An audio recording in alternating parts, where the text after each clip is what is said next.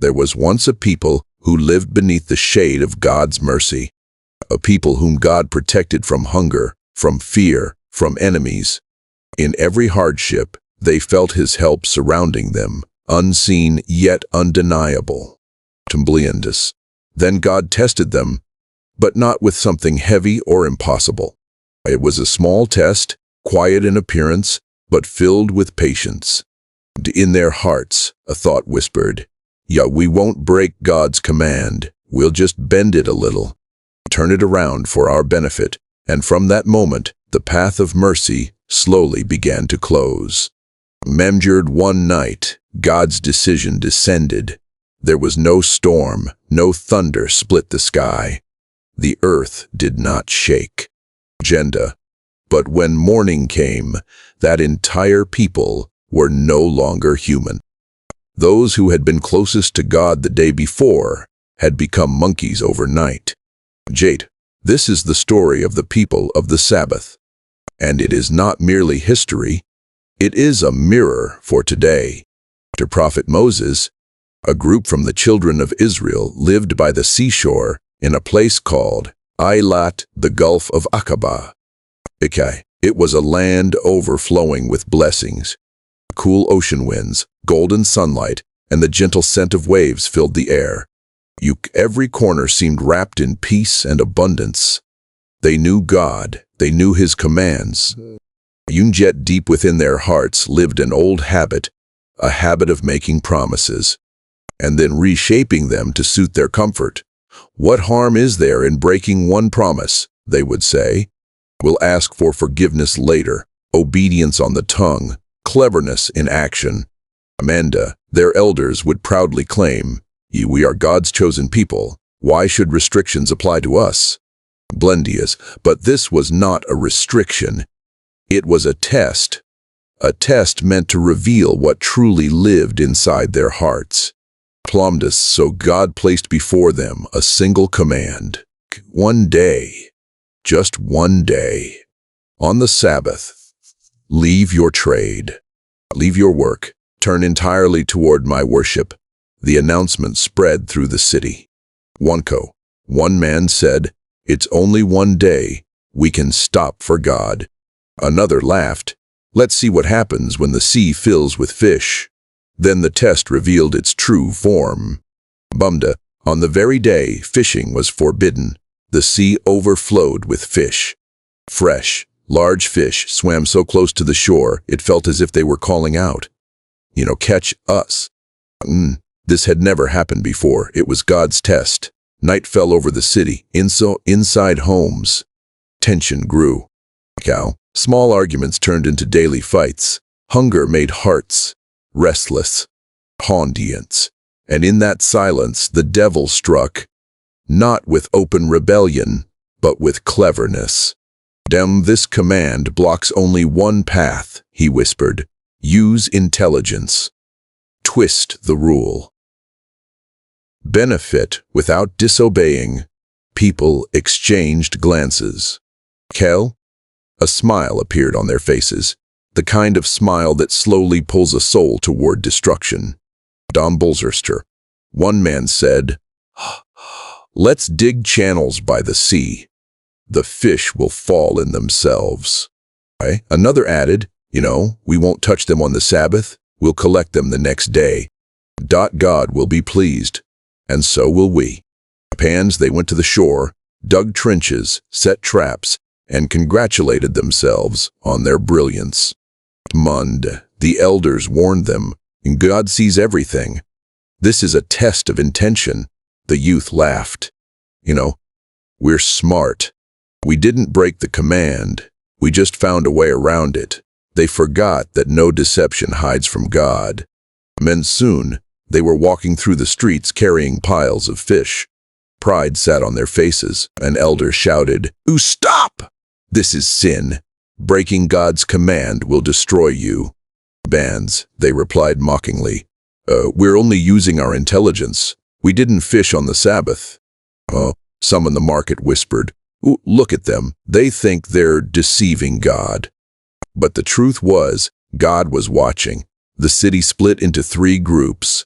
those committing the sin and celebrating their cleverness, those righteous people who warned them loudly, fearing God's punishment, and those who remained silent, neither stopping nor advising, only watching. "We're just observing," they said.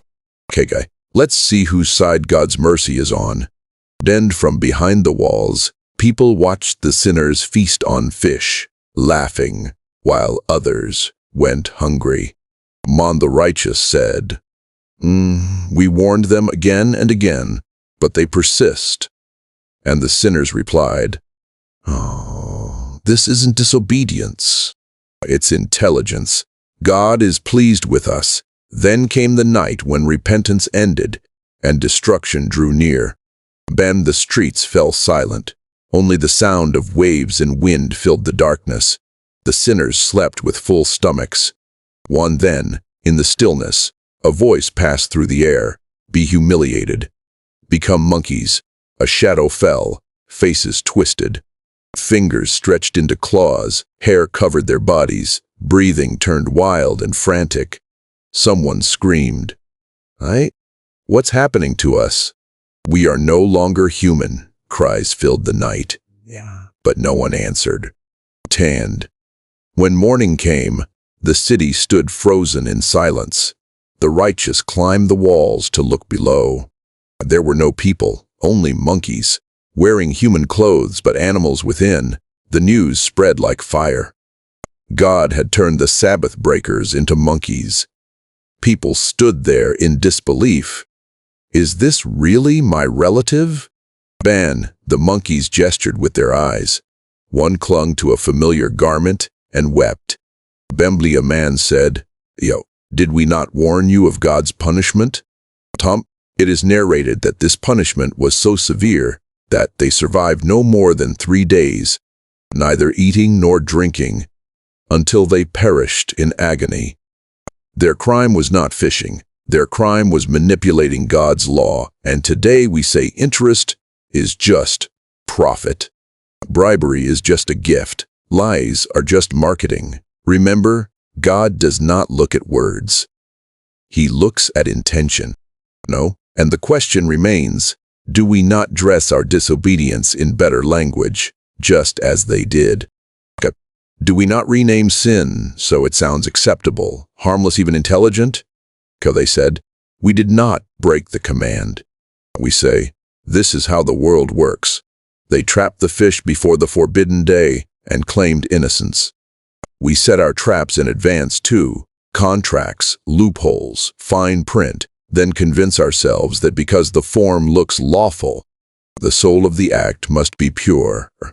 But God was not deceived then, and he is not deceived now.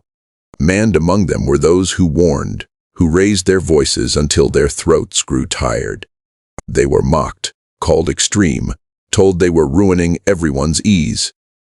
Yet they spoke, because silence in the face of wrong is its own kind of betrayal, and among them were those who stayed quiet, not sinful by action, but frozen by fear.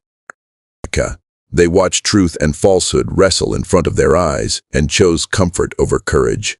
Tumbling history does not only record the sinners, it records the silent.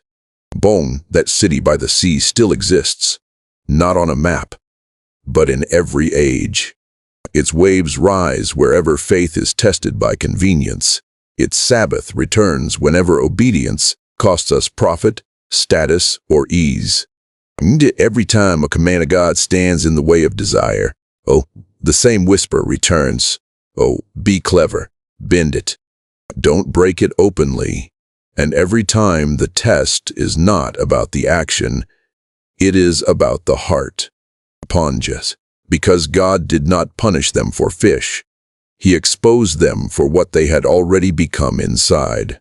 A body may remain human, but when greed replaces submission, when cleverness replaces sincerity, when desire commands and faith obeys, the transformation has already begun.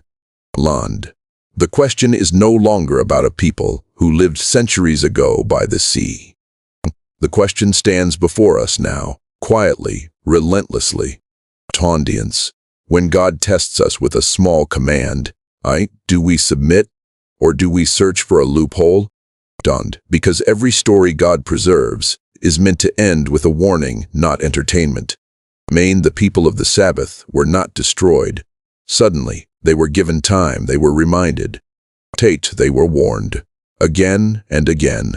Bound. But when a heart repeatedly chooses cleverness over obedience, now there comes a moment when warning stops sounding like mercy and starts sounding like God's punishment did not fall because he is unjust.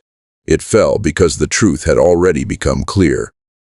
Understand this well. God does not rush his decisions. When he seizes, it is only after proof has been completed. Their bodies changed overnight, right?